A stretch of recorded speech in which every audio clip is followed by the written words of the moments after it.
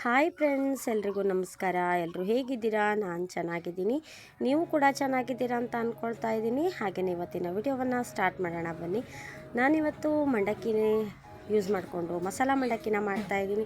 ಅದಕ್ಕೆ ಟೊಮೆಟೊ, ಈರುಳ್ಳಿ, ಲಿಂಬು, ಹಸಿಮೆಣಸು, ಕೊತ್ತಂಬರಿ ಸೊಪ್ಪನ್ನು ತೆಗೆದುಕೊಂಡಿದ್ದೀನಿ. ಹಾಗೆಯೇ ಅಚ್ಚ ಖಾರದ ಪುಡಿ, ಉಪ್ಪು ಮತ್ತು ಎಣ್ಣೆನ ತೆಗೆದುಕೊಳ್ತಾ ಇದ್ದೀನಿ. ಹಾಗೆಯೇ ಮಂಡಕ್ಕಿ. ಇವಾಗ ನಾನೊಂದು ಪಾತ್ರೆಯನ್ನು ತೆಗೆದುಕೊಂಡಿದ್ದೀನಿ ದೊಡ್ಡದು. ಅದರಲ್ಲಿ ಕಟ್ ಮಾಡಿರುವಂತಹ ಈರುಳ್ಳಿ, ಟೊಮೆಟೊ, ಹಸಿಮೆಣಸು ಹಾಗೆಯೇ ಕೊತ್ತಂಬರಿಯನ್ನು ಹಾಕ್ಕೊಳ್ತಾ ಇದ್ದೀನಿ. ಹಾಗೆಯೇ ನಾನು ತೆಗೆದುಕೊಂಡಿರುವಂತಹ ಎಣ್ಣೆಯನ್ನು ಹಾಕ್ಕೊಳ್ತಾ ಇದ್ದೀನಿ. ಸ್ವಲ್ಪ ಎಣ್ಣೆ ಹಾಕೋಬೇಕಾಗತ್ತೆ. ಹಾಗೆಯೇ ರುಚಿಗೆ ತಕ್ಕಷ್ಟು ಖಾರನ ಹಾಕೋಬೇಕು. ಹಾಗೆಯೇ ರುಚಿಗೆ ತಕ್ಕಷ್ಟು ಉಪ್ಪನ್ನು ಹಾಕೋಬೇಕು.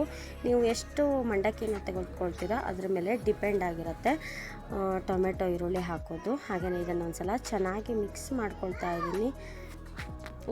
ಇದು ಚೆನ್ನಾಗಿ ಮಿಕ್ಸ್ ಆಗಿದ ಮೇಲೆ ನಾನು ಲಿಂಬು ರಸವನ್ನು ಹಾಕ್ಕೊಳ್ತಾ ಇದ್ದೀನಿ.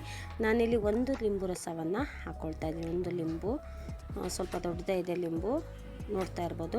ಹಾಗೆಯೇ ಯಾರೆಲ್ಲ ಮೊದಲ ಬಾರಿಗೆ ವಿಡಿಯೋನ ನೋಡ್ತಾ ಇದ್ದೀರಾ, ಪ್ಲೀಸ್ ಸಬ್ಸ್ಕ್ರೈಬ್ ಮಾಡ್ಕೊಳ್ಳದೆ ವಿಡಿಯೋನ ನೋಡ್ತಾ ಇದ್ದರೆ ಪ್ಲೀಸ್ ಸಬ್ಸ್ಕ್ರೈಬ್ ಮಾಡ್ಕೊಳ್ಳಿ ಅಂತ ಕೇಳ್ಕೊಳ್ತೀನಿ. ಹಾಗೆಯೇ ಲೈಕ್, ಶೇರ್, ಕಮೆಂಟ್ ಮಾಡೋದನ್ನು ಮರಿಬೇಡಿ. ತುಂಬಾ ಚೆನ್ನಾಗಾಗುತ್ತೆ ಈ ರೆಸಿಪಿ. ನೀವು ಕೂಡ ಟ್ರೈ ಮಾಡ್ತೀರಾ ಅಂತ ಅಂದ್ಕೊಳ್ತೀನಿ. ಹಾಗೆಯೇ ಮಳೆಗಾಲದಲ್ಲಂತೂ ಹೇಳಿ ಮಾಡಿಸಿದಂತಹ ತಿಂಡಿ ಅಂತ ಹೇಳ್ಬೋದು ಇದನ್ನು.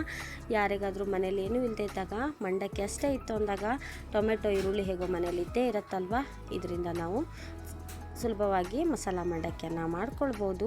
ಇವಾಗ ಚೆನ್ನಾಗಿ ಇದು ಮಿಕ್ಸ್ ಆಗಿದೆ, ನೋಡ್ತಾ ಇರ್ಬೋದು. ಈ ಟೈಮಲ್ಲಿ ನಾನು ಮಂಡಕ್ಕಿಯನ್ನು ಹಾಕ್ಕೊಳ್ತಾ ಇದ್ದೀನಿ ಅಥವಾ ಚುರುಮುರಿಯನ್ನು ಹಾಕ್ಕೊಳ್ತಾ ಇದ್ದೀನಿ. ಹಾಕ್ಕೊಂಡು ಚೆನ್ನಾಗಿ ಮಿಕ್ಸ್ ಮಾಡ್ಕೊಳ್ತಾ ಇದ್ದೀನಿ. ಎರಡೂ ಕೈಯಲ್ಲಿ ನೀವು ಮಿಕ್ಸ್ ಮಾಡ್ಕೊಳ್ಳಿ, ತುಂಬಾ ಬೇಗನೆ ಮಿಕ್ಸ್ ಆಗಿಬಿಡುತ್ತೆ.